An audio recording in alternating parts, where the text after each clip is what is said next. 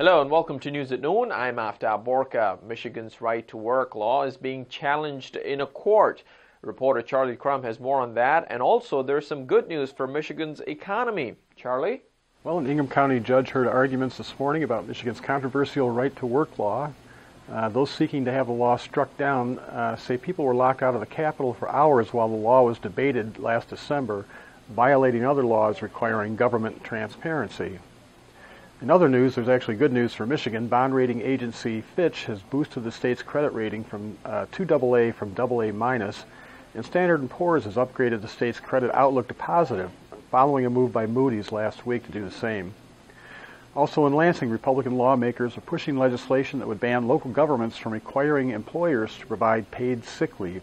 The legislation is a reaction to the New York City Council, which last week required businesses with more than 20 employees to provide 5 paid sick days a year. In Michigan, it's estimated that more than 1.5 million workers, or about 46% of the state's private sector workforce, cannot take paid sick leave right now. And in the auto sector, Ford, General Motors, and Chrysler all reported sales increases in March compared to last year. Ford and General Motors sales were up 6% and Chrysler's were up 5%. Charlie, thank you very much. And Oakland County Executive L. Brooks Patterson believes that the right-to-work law will help bring in new foreign investment in Michigan. I understand, really do understand both sides. I happen to think that in my efforts to attract business to Oakland County, therefore to Michigan, being a heavily unionized state has played into those negotiations, especially with companies coming from Asia. Unionism is an anathema to China and India and South Korea and so forth. And so we've lost some business deals on that. So I think I'm going to be able to capture some foreign investment. And foreign investment's not all bad. We've got, I think the number's now over 900 foreign firms in Oakland County, creating well over 140,000 jobs for my Oakland County residents. Now, people in southeast Michigan will have a chance to see more of actor Ryan Gosling around town. His latest film as a director has been approved for Michigan's tax incentives this week.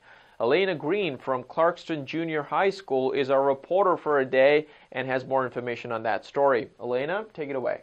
Well, I liked Ryan Gosling in The Notebook, and I'm excited that he's coming to Michigan to film his new movie, How to Catch a Monster. The Michigan Film Office announced Monday the movie has been approved for a nearly $1.8 million film incentive. The movie marks Ryan Gosling's writing and directorial debut. The film will star Christina Hendricks from the AMC television series Mad Men. It's about an 18-year-old boy named Bones who discovers a secret road leading to an underwater town. He and his single mother, Billy, must work together to keep the family alive. How to Catch a Monster is scheduled to begin filming next month. The project is supposed to bring 104 Michigan workers. Elena, thank you very much. And today is the birthday of Jane Goodall, the famous primatologist from Britain who recently visited Oakland University. Roy J. Akers was there. World-renowned chimp primatologist Jane Goodall visited Oakland University and amazed the crowd with tales from her career and her call to action where anyone can participate. Goodall was in Detroit in part to promote her book Seeds of Change and to raise money for her endowment, the Jane Goodall Institute. Big donors are invited, but many students start with a Roots and Shoots program where they first start making a difference in their communities.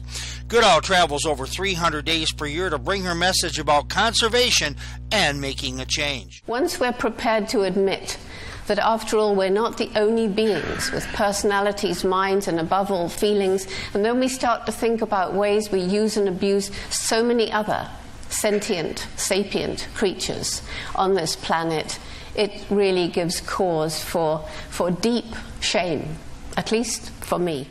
And now it's time for Oakland Press sports columnist Pat Caputo's video blog. Final Four will be very interesting for Michigan. I think they got a real good chance against Syracuse. They match up pretty well, but word of caution about Syracuse, they're peaking at the right time as well.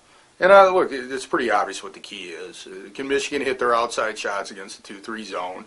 And can they defend? And that was the underrated aspect of what Michigan did while reaching the Final Four, is play great defense, particularly in that victory over Florida. They won that game because they got hot, sure.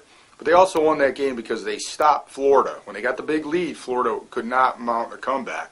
And Florida has some pretty good athletes. And they'll see similar or better athletes against Syracuse. And as far as Louisville is concerned, they're easily the best team in the tournament. Everybody talks about how there isn't a favorite, but Louisville's played better than anybody else, including Michigan, in the NCAA tournament. But once you get there, anything can happen. So I look at it as a pick'em game against Syracuse, and then I look at Michigan having a slightly better chance against Louisville. And that's our newscast for today. Don't forget to watch us tomorrow at theoaklandpress.com. I'm Aftab Borkab. Have a great day.